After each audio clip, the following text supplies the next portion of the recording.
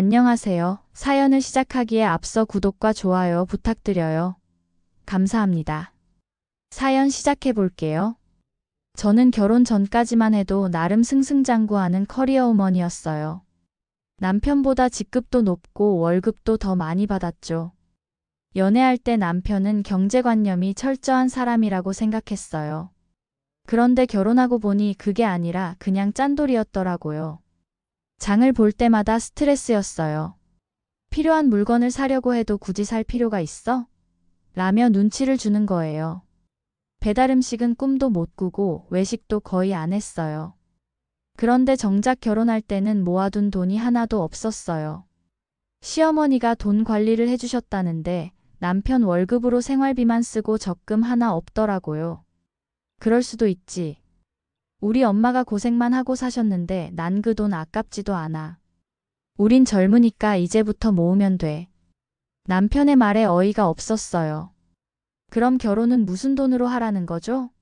결국 시어머니가 2천만 원 보태주고 나머지는 다 제 돈으로 했어요. 그 2천만 원도 얼마나 생색을 내시는지. 신혼집도 제가 결혼 전에 살던 집에서 시작했어요.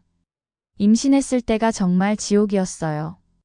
입덧이 너무 심해서 좀 일찍 휴직을 하려고 했어요. 그런데 시어머니는 매번 눈치를 주시는 거예요. 요즘 애들은 참을성이 없어. 우리 땐 출산 전날까지도 일하다가 애 낳았는데. 요즘 같은 세상에 외벌이로 어떻게 자식 키우라고 그래? 내 아들은 뼈 빠지게 고생하는데. 넌 편하게 쉴 수 있겠니? 남편도 마찬가지였어요. 자기 회사에도 만사까지 다들 잘 다닌다며 제 상황을 이해해주지 않았어요. 사실 저도 남편 혼자 버는 걸로는 힘들다는 걸 알아서 버티고 버텼어요. 제가 남편보다 월급이 더 많았거든요. 임신 4개월에 딸인 걸 알았을 때 시어머니의 태도가 완전히 달라졌어요. 그때부터 대놓고 싫은 티를 내시더라고요. 남편은 그래도 자기 자식인데 별말 안 하고 조리원 문제로도 한바탕 난리가 났어요. 시어머니는 비싼 돈 주고 그런데 왜 가냐며 난리를 치셨거든요. 자기 때는 그런 것도 없었는데 사치스럽고 유난스럽다. 아들 혼자 힘들게 버는데 양심도 없다면서요. 게다가 친정 부모님을 무시하는 말씀도 서슴없이 하셨어요. 니네 엄마는 딸 자식 조리 도와주는 게 우선이지. 일이 중요하대니? 바깥 사돈도 일하면서 돈독이 올랐나? 딸 자식 시집만 보내놓으면 뭘 해? 정말 어이가 없었어요. 친정어머니도 직장이 있으시고 나름대로 바쁘신데 그걸 돈독이 올랐다고 표현하시다니요. 그리고 또 이런 말씀도 하셨어요. 너희 엄마도 참 매정하다. 그깟 일이 뭐 중요하다고. 아무튼 조리원 같은데 큰 돈 낭비할 생각 마라.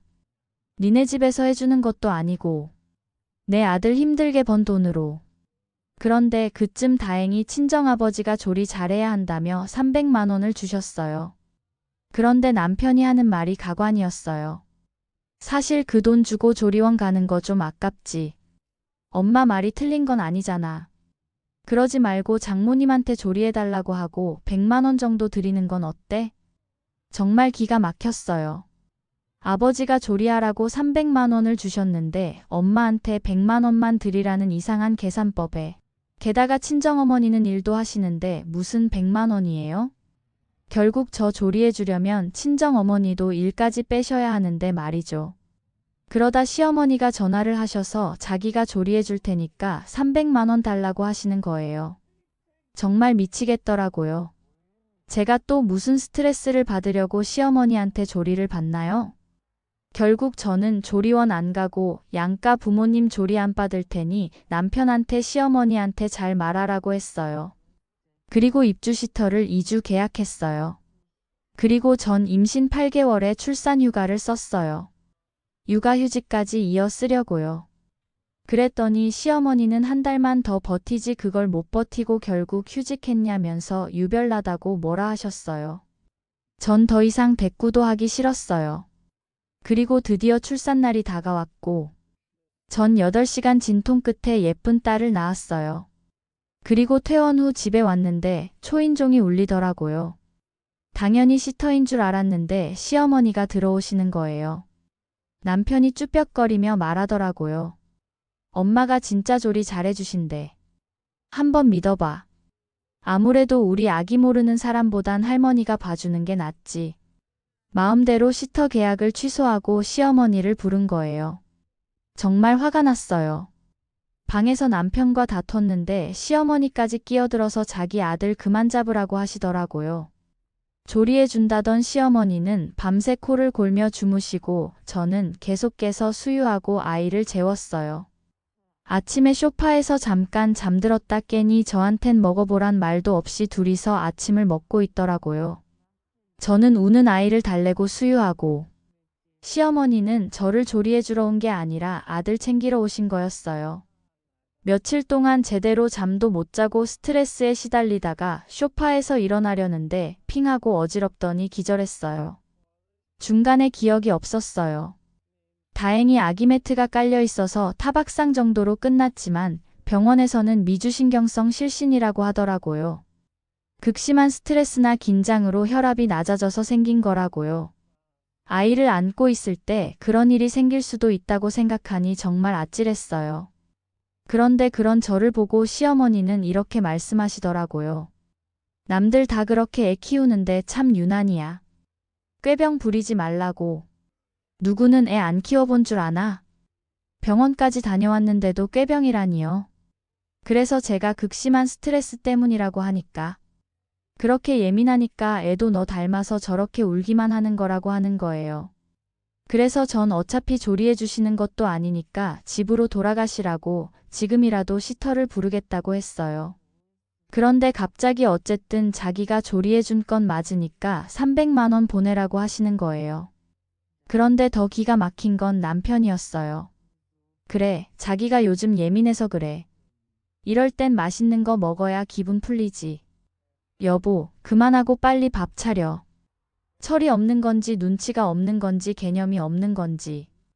병원에서 다 들었으면서도 저보고 예민하다며 밥이나 차리라고 하는 남편한테 모든 정이 떨어졌어요. 저는 그 자리에서 말했어요. 당신 어머님 모시고 당장 내 집에서 나가. 나 당신 같은 남자랑 더는 못 살겠어. 그리고 어머님이 뭘 해주셨다고 300만 원을 드려요? 당신 아들 밥 차려주고 편하게 쉬기만 하셨잖아요. 아이는 오롯이 저 혼자 다 보고 전 며칠 동안 잠 한 번 제대로 못 잤어요. 난리가 났죠. 남편은 아직도 상황 파악을 못하고 대충 넘기려 하고 시어머니는 제가 뭔데 나가라 마라 하냐며 하늘 같은 서방한테 여태 그렇게 했냐고 소리를 지르시더라고요. 제가 남편한테 이혼 서류 준비하라고 하니까 그제야 정신이 들었는지 왜 그러냐고 하더라고요. 결국 시어머니를 모셔다 드리고 오겠다고 했어요. 그 사이에 친정 부모님께 와달라고 했어요. 상황을 설명하니까 아버지와 어머니가 잔뜩 화가 나서 오셨어요. 그리고 시어머니 모셔다 드리고 또 뭘 하고 왔는지 뒤늦게 들어오는 남편한테 친정아버지가 말하셨어요. 자네 제정신이야? 내 딸 쓰러져서 병원 갔다 왔다면서? 내가 산후조리비까지 보태줬는데 지금 얘 꼴이 뭔가? 긴 말 필요 없네. 내 딸은 이제 더 이상 자네랑 살고 싶지 않다고 하니까 당장 짐 싸서 나가게. 남편은 아버지한테 오해라며 변명했지만 어머니도 말씀하셨어요. 더 이상 듣고 싶지 않네. 자네처럼 미성숙한 사람은 내 딸을 행복하게 해줄 수가 없어. 어쩜 그리 어리석나. 남편은 계속 매달렸지만 저는 마음을 굳혔어요. 이혼 과정에서도 남편은 계속 회피하려 하고 매달렸지만 나중에 아이라도 편하게 만나려면 좋게 끝내자고 하니 포기하더라고요. 이혼 접수 후 친정에서 조리를 제대로 받으며 몸을 추스렸어요. 어머니는 휴가까지 내시고 저와 아이를 돌봐주셨죠. 정말 조리가 뭔지 알겠더라고요. 몸이 회복되고 마음도 안정되자 새로운 삶을 계획하기 시작했어요. 별다른 복수를 할 필요도 없었어요. 이미 진실 자체가 복수였거든요. 그리고 남편과의 결혼 생활은 힘들었지만 덕분에 제 옆엔 사랑하는 제 딸이 있으니까요. 이혼 후 남편은 시어머니 집으로 들어갔어요. 남편이 태어나 자란 곳이죠. 아마 갈 곳이 없었겠죠. 저는 남편과 이혼 후 가리 살던 집도 처분했거든요. 남편은 이혼 후 계속 후회하며 지냈다고 들었어요. 자신이 얼마나 잘못했는지 깨닫게 된 거죠. 그리고 모든 책임을 시어머니한테 돌리기 시작했어요. 엄마 때문에 자신이 저와 이혼하게 됐다면서 매일 시어머니를 원망했다고 해요. 처음에는 시어머니도 아들이 그냥 화가 나서 하는 말인 줄 알았다고 해요. 하지만 남편이 정말 진심으로 자기를 원망하고 있다는 걸 깨달았을 때의 충격은 상당했을 거예요. 자기는 아들 좋으라고 한 일인데 오히려 아들한테 버림받게 된 거거든요. 들리는 소문으로는 남편이 시어머니한테 정말 심한 말들을 했다고 해요. 엄마가 괜히 끼어들지만 않았어도 우리 가정이 이렇게 되지 않았을 거야. 엄마 때문에 내가 아내도 잃고 아이와도 같이 살 수 없게 된 거라고. 시어머니는 하나뿐인 아들한테 그런 말을 듣고 얼마나 상심이 크셨을까요? 결국 아들에 대한 과한 사랑이 아들을 불행하게 만든 거죠. 더 웃긴 건 남편이 주변 사람들한테도 그런 식으로 말하고 다닌다는 거였어요. 자기는 잘못한 게 없고 다 엄마 때문이라면서요. 그러니까 시어머니 입장에서는 동네에서도 손가락질 받게 된 거죠. 아들 좋으라고 한 일이 오히려 자기 목을 조르는 올가미가 된 셈이었어요. 시어머니가 얼마나 속상하셨을지 상상이 됐어요. 평생 아들만 바라보고 살았는데 그 아들한테 원망만 듣게 되었으니까요. 게다가 동네 사람들한테까지 며느리 괴롭혀서 이혼시켰다는 소문이 퍼지면서 완전히 손가락질 당하셨다고 들었어요. 아무래도 동네에서도 시어머니 성격을 어느 정도 다들 알다 보니까 남편 말에 알아서들 짐작했을 거예요. 결국 남편은 다시 시어머니와 둘이 살면서 또 생활비를 대고 있겠죠. 이제는 저에게 보내야 할 양육비까지. 아마 더 힘들어졌을 거예요. 게다가 시어머니를 원망하면서도 같이 살 수밖에 없으니까요. 시어머니도 그 원망을 고스란히 옆에서 다 받으며 지내고 있겠죠. 아마 이건 다 자업자득일 거예요. 그동안 시어머니가 저에게 했던 그 모진 말들을 조금은 후회하시길 바라봅니다. 그리고 시어머니는 교회를 다니셨어요. 처음엔 저에게도 교회에 같이 가자며 엄청 전도를 하려고 애쓰셨죠. 이것 때문에도 결혼 후 얼마나 싸웠는지 몰라요. 저희 집안은 무교였거든요. 남편까지 합세해서 같이 교회 가자고 하는데 저는 종교는 강요하는 거 아니라고 끝까지 가지 않았었어요. 게다가 이게 다 절 위해서 그런 거라며 쉽게 포기하지 않으셨어요. 그래도 제가 완강히 거부하니 결국엔 저한테 지옥 갈 거라면서 저주를 퍼부으셨죠. 그런데 교회에서도 마찬가지였다고 들었어요. 시어머님은 권사님이었는데 그런 일로 소문이 나니까 자연스럽게 사람들이 선을 그었던 모양이에요. 주변에서 많이들 수근거렸다고 하더라고요. 남편이랑 시어머니가 같은 교회를 다니니 아마 남편이 교회에서도 떠벌리고 다녔겠죠.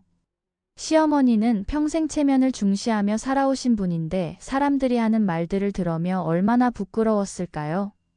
남편은 저와 살 때는 그렇게 어머님 편에서 아무 말도 안 하더니 이제는 누가 시키지도 않았는데 자기 힘든 것만 생각하며 결국 시어머니 때문에 이혼했다고 하고 다니니 시어머니도 엄청 서운하고 후회하실 거예요. 1년 후 저는 완전히 새로운 삶을 시작했어요. 육아휴직 후 복직해서 더욱 열심히 일했고 승진도 했어요. 아이는 친정 부모님의 사랑을 받으며 건강하게 자라고 있었어요. 매일 웃음소리가 끊이지 않는 평화로운 일상을 보내고 있어요. 정말 아이러니했어요. 시어머니는 결국 저희를 이혼까지 하게 만들더니 정작 소중한 아들마저 잃게 된 거예요. 아들은 자신의 잘못을 인정하지 않고 모든 책임을 어머니에게 떠넘겼고 어머님의 잘못이 없는 건 아니지만 그렇게 사랑하는 아들의 원망만 듣고 있어요. 가끔 양육비 입금 확인할 때마다 묘한 기분이 들었어요. 남편이 매달 보내는 양육비를 보면서 그래도 아이에겐 도리를 하는구나 싶었어요. 지금도 종종 아이 때문에 만나게 되면 다시 시작해보자고 하지만 저는 계속 거절하고 있어요. 아마도 영원히 저희가 다 같이 살 일은 없을 거예요. 전 지금이 너무 좋거든요. 제 긴 이야기를 끝까지 들어주셔서 감사합니다. 구독과 좋아요, 알림 설정까지 잊지 마세요.